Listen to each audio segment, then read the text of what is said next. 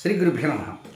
2025 జనవరి 11వ తేదీ శనివారంతో ప్రారంభమై 20వ తేదీ సోమవారంతో అంతమయ్యేటువంటి జనవరి నెల రెండవ 10 రోజుల్లో కర్కాటక రాశిలో జన్మించిన జాతకులకి ఫలితాలు, సూచనలు, సలహాలు క్లుప్తంగా 4 పాయింట్లలో తెలియజేయబోతున్నా. ముందుగా చిన్న గమనికలు. సోషల్ మీడియాలో ఒక సిద్ధాంతి గారు ఒక మాట చెప్పారని ఒక ముఖ్య వ్యక్తి నా దృష్టికి తీసుకొచ్చాడు. ఏమిటి అన్న, పుష్య పూర్ణిమ, భోగి పండుగ, ఆరుద్ర నక్షత్రం ఈ 3 కలిసి వచ్చినటువంటిది 100 సంవత్సరాల క్రితం వచ్చిందట. ఆఫ్టర్ 100 years ఈ సంవత్సరం వచ్చిందట అని చాలా గొప్పగా చెప్తున్నారు. మంచిదండి అని. 100 సంవత్సరాలు ఎప్పుడు రాలేదట. అంటే ఆ సిద్ధాంతి గారికి పూర్తిగా అవగాహన లేకుండా చెప్పిన మాట. 2006వ సంవత్సరంలో పార్థివనామ సంవత్సరంలో జనవరి నెల 13వ తేదీ శుక్రవారం ఆరుద్ర నక్షత్రం, పుష్య పూర్ణిమ, భోగి పండుగ వచ్చింది.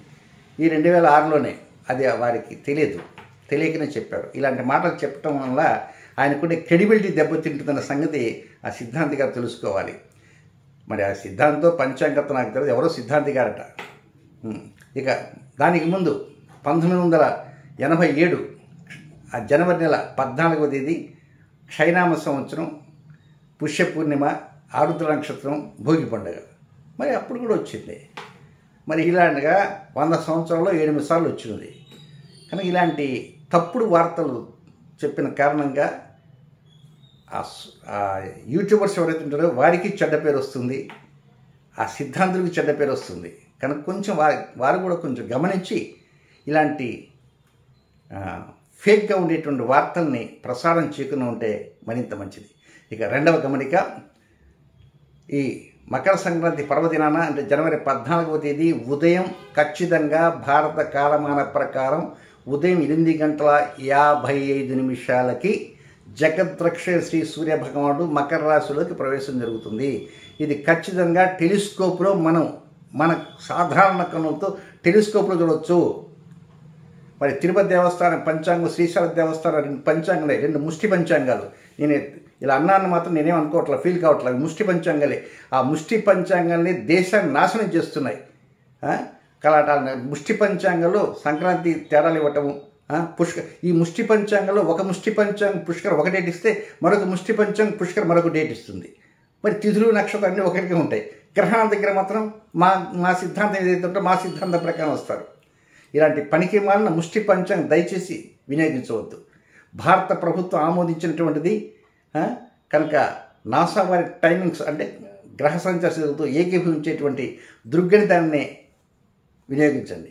2025 జనవరి 14 ఉదయం 8:55 మకర సంక్రమణ పుణ్యకాలం ప్రారంభమై సాయంత్రం సూర్యుడు వస్తా కదా, ప్రాంతీయ సూర్యాస్తమయాల వరకు సంక్రమణ పుణ్యకాలం ఉంటుంది. అది నెక్స్ట్ మనకు చిన్న గమనిక. ఫిబ్రవరి నెలలో మొదటి వారంలో నేను తిరుపతి పట్టణంలో ఓన్లీ 2 days మాత్రం ఉంటాను. కొంతమంది మొన్న అవకాశం లేకుండా పోయింది. తిరిగి అలాంటి వారికి ఈ 2 రోజులు వినియోగించుకోవచ్చు. కాంటాక్ట్ చేయవలసిన నెంబర్ 9348632385. ఇక పాయింట్ నెంబర్ 1, కర్కాటక రాశి వారికి పాయింట్ నెంబర్ 1, 11వ తేదీ ఉదయం నుంచి 14వ తేదీ వేకుగా 4:20 వరకు ఉండే సమయం అంతా కూడా ఇది 30-70 అనుకూలంగా. 30 ఏంటంటే అనుకూలం, 70 కొంచెం ఎగనిస్ట్గా ఉంటుంది. అంటే 11వ తేదీ వీరు పట్టే కుందేలికి 3 ఎక్కాళ్ళు అన్నట్టుగా ఉంటుంది. అనుకూలతలు బాగా ఉంటాయి, డెవలప్మెంట్స్ బాగా ఉంటాయి, లాభాపేక్షగా ఉంటుంటుంది. కొత్త నిర్ణయాల వైపు మొగ్గు చూపుతుంటారు. అంతా సరదా గడిచిపోతుంది 11వ తేదీ. ఇక 12, 13వ తేదీ 2 రోజులు మాత్రం కొంచెం అదనంగా ఖర్చు ఎక్కువ కనబడుతుంటుంది. చేసే పనులు ఆటంకాలు, అవరోధాలు, అస్థిరతలు కూడా వచ్చేటువంటి అవకాశాలు ఉంటాయి. ఒక్కోసారి పని పక్కన వదిలేసేసి ఇలాంటి పనికి బాగా పని ఎందుకు పెట్టుకున్నారా బాబు అనుకుని దాన్ని తిట్టుకొని కూడా వెళ్ళేవారు కూడా ఉంటారు. ఒక్కోసారి పోస్ట్ పోన్ కూడా అయ్యేటువంటి అవకాశాలు ఉంటాయి. కనుక ఆ 12, 13 తేదీల మీద ఎక్కువ ఆశలు పెట్టుకోవద్దు. ఇక నెక్స్ట్ రెండవ పాయింట్కి వస్తే 14వ తేదీ ఉదయం అంటే వేకుగా 4:20 ప్రారంభమై 16వ తేదీ మధ్యాహ్నం 11:16 వరకు ఇదంతా కూడా పండగ వాతావరణంతో జోష్గా ఉంటారు. అనుకూలతలు ఉంటాయి. మానసిక సుఖం, శారీరక సుఖం, బంధువులతో కావచ్చు, పండగ అదంతా ఎట్లా ఉంటుందంటే అంత వారింట్లోనే పండగ ఉన్నట్టుంది, వారి మనసులోనే పండగ ఉన్నట్టు ఉంటుంది. చాలా ఆనందంగా గడిచిపోతారు. అయితే కొంచెం జూద సంబంధ క్రీడలకు మాత్రం కొంచెం దూరంగా ఉంటే మరింత మంచిది. నెక్స్ట్ మూడవ పాయింట్ ఏంటంటే 16వ తేదీ మధ్యాహ్నం 11 గంటల 16 నిమిషాల నుంచి 18వ తేదీ రాత్రి 9 గంటల 29 నిమిషాల వరకు ఉండేటువంటి సమయం మాత్రం ఇది కొద్దిగా ఖర్చే. ఖర్చు డబుల్ ఖర్చు కాదు, త్రిబుల్ ఖర్చు ఉంటుంది. జూద క్రీడల వైపు వెళ్ళకూడదు. తెచ్చుకున్న డబ్బులు మొదటి రౌండ్లోనే వెళ్ళిపోతాయి. మళ్ళీ రెండో రౌండ్లో కూడా అవకాశం ఉండదు. కనుక జూదాలకు చాలా దూరంగా ఉండటానికే ప్రయత్నం చేయాలి. ఎదుటివారిని దూషించకూడదు. ఎదుటివారిని దూషిస్తే తిప్పలు తప్పవు. కొంచెం ఏదైనా కంటే ఏదైనా పుల్లగుచ్చుకోవటమో లేకపోతే ఏదైనా జలుబు చేసి రుద్దటం అలాంటివి అంతా చేయకండి. కన్ను వాచేటువంటి అవకాశాలు ఉంటాయి. ఇక మరొక మాట ఏమిటంటే డబ్బులు లెక్కించేటప్పుడు ఒక్కోసారి పొరపాటున ఒక 10,000 కట్టని 5,000 కానీ లెక్కించవచ్చు. మీరు ఏదో పరధ్యానంలో ఉంటారు కనుక కొంచెం జాగ్రత్తగా ఉండండి. కుటుంబ వ్యక్తుల మీద మాత్రం రొసరొసలు మాత్రం పనికిరావు.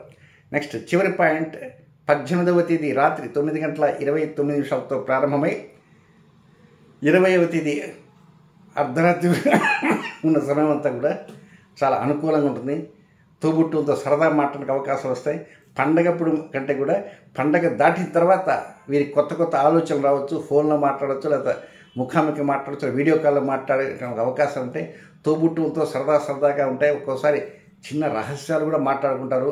ఆ రహస్యాలు కూడా అన్నయ్య అక్క ఎవరికి చెప్పకు అని అంటూనే ఎందుకైనా మంచిగా పక్కింటి ప్రధానం గారికి కొంచెం చెప్పేసి ఎందుకని ఆయన సలహా కూడా తీసుకొని మళ్ళీ మీరే చెప్పేస్తారు. కనుక ఏదైనా 19, 20 ఈ 2 days మాత్రం highly favourable with brothers and sisters.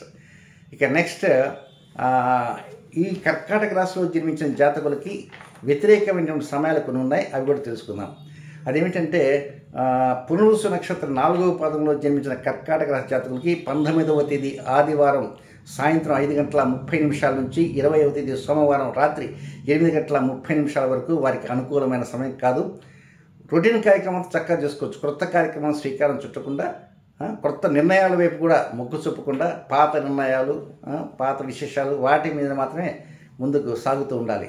Next Pushyami నక్షత్రంలో జన్మించినటువంటి కర్కాటక రాశి జాతకులకి 11వ తేదీ శనివారం, ఇది పండగకు ముందు 11వ తేదీ శనివారం మధ్యాహ్నం 12 గంటల 29 నిమిషాల నుంచి 12వ తేదీ ఆదివారం మధ్యాహ్నం 11 గంటల 24 నిమిషాల వరకు వారికి అనుకూలమైన సమయం కాదు.